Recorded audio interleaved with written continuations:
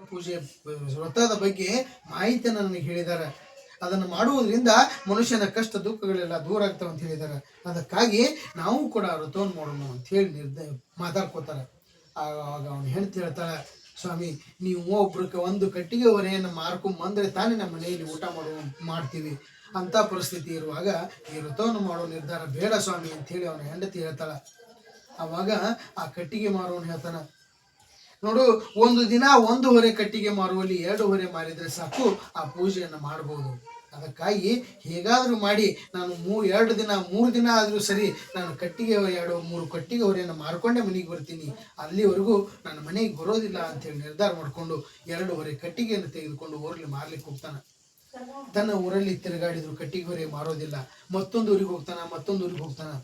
ಕೊನೆಗೆ 3 ದಿನ ಆದರೂ ಆ ಕಟ್ಟಿಗೆ ಹೊರೆಗಳು ಮಾರೋದಿಲ್ಲ. ಆವಾಗ ಬೇಜಾರಾಗಿ ಒಂದು ಆಲದ ಗಿಡದ ಕೆಳಗಡೆ ಬಂದು ಆ ಕಟ್ಟಿಗೆ ಹೊರೆಯನ್ನು ಇಳಿಸಿಟ್ಟು ತಾನು ಕುಳಿತುಕೊಳ್ತಾನೆ. ವಿಶ್ರಾಂತಿ ಮಾಡ್ತಿರ್ಬೇಕಾದ್ರೆ ಅವಾಗ ನೆನಪಾಗ್ತದೆ, ನಾನು ಪೂಜೆ ಮಾಡ್ತೀನಿ ಅಂತ ನಿರ್ಧಾರ ಮಾಡ್ಕೊಂಡಿದ್ದೀನಿ, ಆದರೂ ನಾನು ಕಟ್ಟಿಗೆ ಹೊರೆ ಮಾಡಲಿಲ್ವಲ್ಲ ಅಂಥೇಳಿ ತನ್ನ ಮನಸ್ಸಿನಲ್ಲಿ ದುಃಖವನ್ನು ಪಡ್ಕೊಳ್ತಾ ಆ ಸ್ವಾಮಿಯಲ್ಲಿ ಬೇಡ್ಕೊಳ್ತಾನೆ. ಸ್ವಾಮಿ, ನಿನ್ನ ವ್ರತವನ್ನು ಮಾಡ್ತೀನಿ ಅಂತೇಳಿ ನಿರ್ಧಾರ ಮಾಡ್ಕೊಂಡಿದ್ದೀನಿ, ಆದರೆ ಇನ್ನೂವರೆಗೆ ನನ್ನ ಕಟ್ಟಿಗೆ ಹೊರೆ ಮಾಡ್ತಾ ಇಲ್ಲ. ಭಗವಂತ, ನಿನ್ನ ಕೃಪೆ ನನ್ನ ಮೇಲೆ ಇರಲಿ ಅಂತೇಳಿ ಭಕ್ತಿಯಿಂದ ಭಗವಂತನನ್ನು ಬೇಡ್ಕೊಂಡು ಆ ಕಟ್ಟಿಗೆ ಹೊರೆಯನ್ನು ಹೊತ್ಕೊಂಡು ವಾಪಸ್ ಮನೆಗೆ ಹೋಗ್ತಿದ್ದ ಊರಲ್ಲಿ ತಿರುಗಾಡ್ತಾ ಹೋಗ್ತಾನೆ. ಅವನು ಆ ಭಕ್ತಿಯಿಂದ ಬೇಡ್ಕೊಂಡ ಸ್ವಲ್ಪ ಸಮಯದಲ್ಲೇ ಈಗ ಹೊರೆಗಳನ್ನ ಕೊಂಡ್ಕೊಳ್ತಾನ.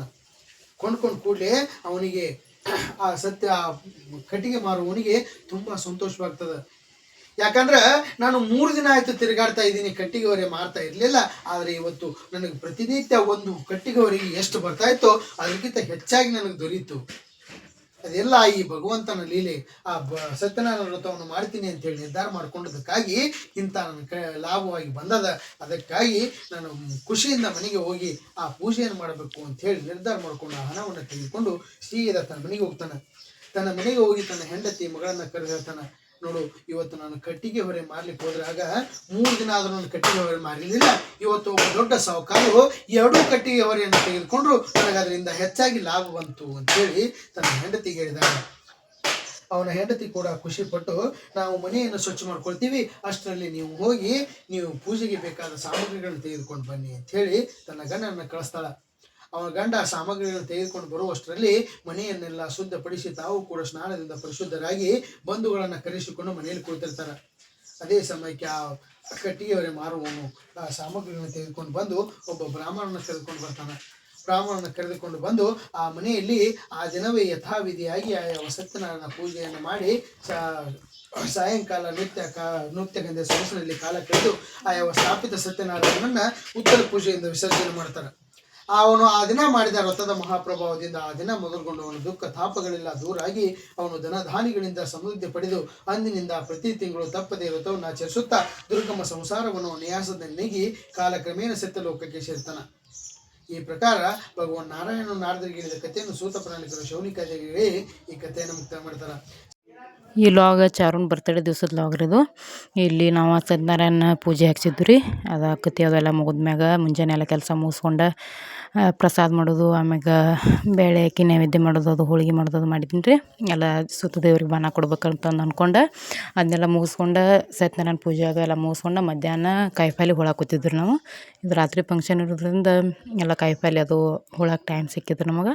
ಮಧ್ಯಾಹ್ನ 11 ಗಂಟೆ 12 ಗಂಟೆ ಅನ್ನೋದ್ರಾಗ ಎಲ್ಲ ಮುಗಿಸಿತ್ತು, ಪೂಜೆ ಎಲ್ಲ ಮುಗಿಸಿ ಖಾಲಿಯಾಗಿದ್ದು ರೀ. ಹಿಂಗಾಗಿ ಸಂಜೆ 4 ಗಂಟೆ ತನಕ ಎಲ್ಲರೂ ಕೂಡಿ ಹೋಳಿದ್ರು ನಾವು. ನಮ್ಮ ತಂಗಿರು ಫೋನ್ಯಾಗ ಏನೋ ಮಾಡ್ಕೊತ ಕೂತಾಳು. ಆಮ್ಯಾಗ 4 ಗಂಟೆಗೆ ಅದು ಕೇಕ್ ಬತ್ತು ರೀ. ಅದು ಕೇಕ್ ಒಂದು ಸ್ವಲ್ಪ ಹೆಂಗೈತೆ ನೋಡ್ಬೇಕಪ್ಪ ಅಂದ್ಕೊಂಡು ಉಚ್ಚಿದ್ವಿ ರೀ. ಅದನ್ನು ಫೋಟೋ ನೋಡಿ ಆರ್ಡ್ರ್ ಕೊಟ್ಟಿದ್ವಿ ರೀ ನಾವು. ಹಿಂಗೈತೆ ನೋಡ್ರಿ ನಮ್ಮ ಚಾರ್ನ ಬರ್ತಡೇ ಕೇಕ. ಇದನ್ನು ಒಂದು 4 kg ಐತ್ರಿ ಇದು. ಇದಾದ್ಮ್ಯಾಗ ಸಂಜೆ ಫಂಕ್ಷನ್ ನೋಡ್ರಿ ಮುಂದೆ. ಇಲ್ಲಿ ಪ್ರವಚನ ಮಾಡೋರು ಗುಣದಾಳದ ಸ್ವಾಮಿಗಳು ನೋಡ್ರಿ. ಈ ಬಬಲಾದಿಗೆ ಹೋಗಾಕತ್ತಲ್ಲಾರು ಗುಣದಾಳ, ಆ ಗುಣದಾಳದವ್ರಿ ಅವರು ನೋಡಿರಿ. ಇನ್ನು ಮುಂದಿನ ಫಂಕ್ಷನ್ ಹೆಂಗೈತೆ ಅಂದ ನೋಡಿ. ವಿಡಿಯೋ ಇಷ್ಟ ಆದ್ರೆ ಲೈಕ್ ಮಾಡಿರಿ, ಶೇರ್ ಮಾಡಿರಿ. ಹೊಸ್ದಾಗಿ ನೋಡೋ ಚಾನಲ್ನ ಸಬ್ಸ್ಕ್ರೈಬ್ ಮಾಡಿರಿ, ಸಪೋರ್ಟ್ ಮಾಡಿರಿ. ತಳ್ಕೋತ ನಿನ್ನನ್ನು ಕುರಿತು ರೋಧಿಸ್ತಿರ್ಬೇಕಂತ, ನಿನ್ನ ಆತ್ಮ ಅಂತಿರ್ಬೇಕಂತ. ಏನಂತ? ನಾ ಈ ಭೂಮಿ ಮೇಲೆ ಬಂದೆ, ಏನು ಕೆಲಸ ಕಾರ್ಯಗಳನ್ನ ಮಾಡಬೇಕಾಗಿತ್ತು ಮಾಡಿದೆ, ಸಾರ್ಥಕವಾಗಿರ್ತಕ್ಕಂಥ ನನ್ನ ಜೀವನ ಆತು ಅಂತ ಆತ್ಮ ನಕೋತ ನಕೋತ ಪರಮಾತ್ಮನ ಸನ್ನಿಧಾನ ಸೇರಬೇಕಂತ ಹಂಗ ಜೀವನವನ್ನು ಮಾಡಬೇಕು ಅಂತ ಕಬೀರದಾಸರು ಹೇಳ್ಕೊಂಡು ಹೋಗ್ತಾರೆ. ಅದಕ್ಕೆ ಹೇಳ್ತಾರಲ್ಲ, ಮಂದಿಯ ಒಳಗ ಚಂದಾಗಿ ಇರಬೇಕ ನಂದಿಯ ಶಿವನ ದಯದಿಂದ. ಮಂದಿಯ ಒಳಗ ಚಂದಾಗಿ ಇರಬೇಕ ನಂದಿಯ ಶಿವನ ದಯದಿಂದ. ಹೋಗುವಾಗ ಮಂದಿಯ ಬಾಯಾಗಿರ್ಬೇಕು. ಹೋಗುವಾಗ ಯಾರ ಬಾಯಾಗಿರ್ಬೇಕ್ರಿ? ಮಂದಿಯ ಬಾಯಾಗಿರ್ಬೇಕು. ಮತ್ತ ಬಾಯಾಗಿರೋದಕ್ಕೂ ಹಲ್ಲಾಗಿರೋದಕ್ಕೂ ಫರಕ್ ಐತಿ ಮತ್ತ, ಹೌದಿಲ್ಲ? ಬಾಯಾಗ 32 ನ್ಯಾಲಿಗಿದಾವ, ಒಂದು ಹಲ್ಲೈತಿ. ಹಾ, ಹೌದನ? 32 ನಾಲಿಗೆ, ಒಂದು ಹಲ್ಲ. ಹಾ, 32 ಹಲ್ಲ, ಒಂದ ನಾಲಿಗೆ, ಹೌದಿಲ್ಲ? ಹಾ, ಅವಂತವ ಎರಡು ಜಗಳ ಆಕತ್ತಿದ್ವು.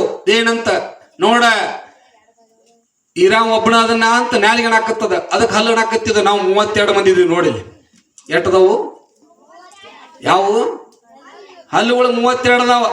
ಅದಕ್ಕೆ ನೀಟ್ ಹರಡಕತ್ತಿ, ಎಲಬಿಲ್ಲ ಪಲಬಿಲ್ಲ, ಮ್ಯಾಗೊಂದು ಕೆಳಗೊಂದು 2 ಹಲ್ಲು ಕೂಡ ಕತ್ತರಿಸ್ಬಿಟ್ಟು ಕತ್ತರಿಸ್ಕೊಂಡು ಹೊರಗೆ ಬೀಳ್ತಿ ಅಂತ ನಾಕತ್ತಿದ.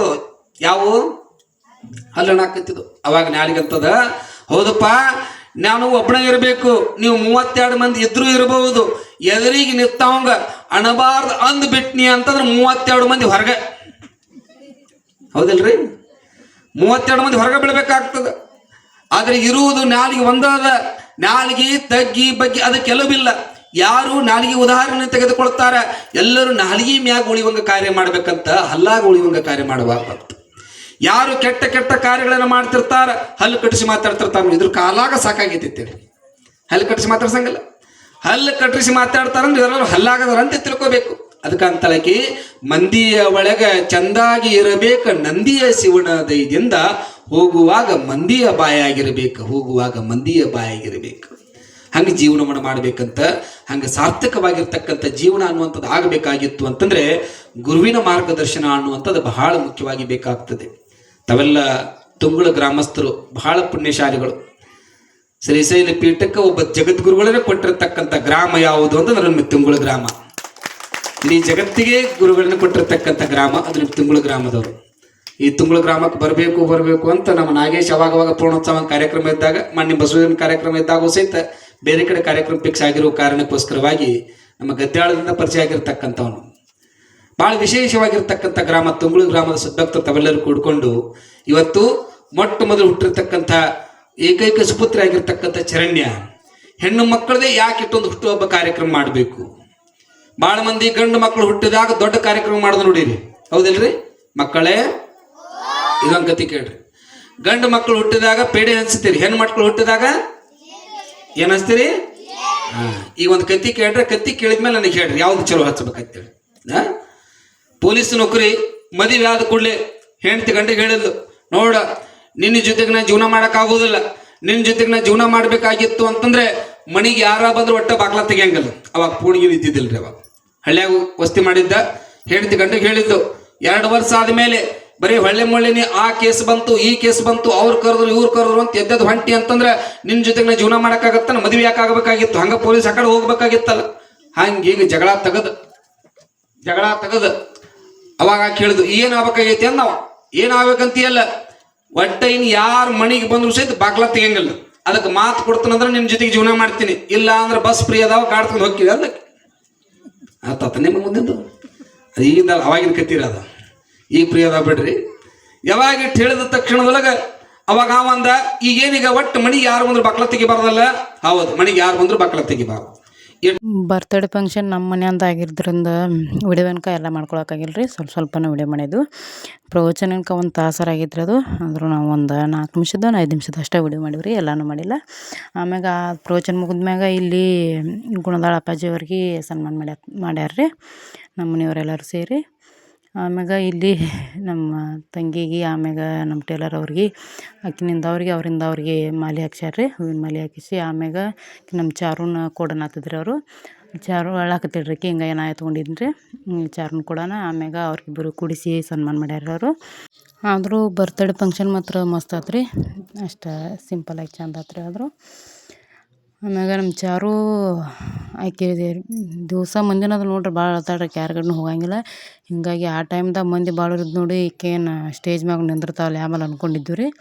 ಆದರೂ ಒಂದು ಅರ್ಧ ತಾಸು ಅದು ನಿಂತಳ್ರಿ. ಆಮ್ಯಾಗ ಮತ್ತೆ ಭಾಳ ಅಳಾಕತ್ತಳು. ಹಿಂಗಾಗಿ ಮನೆಗೆ ಕರ್ಕೊಂಬಂಟ್ರಿ.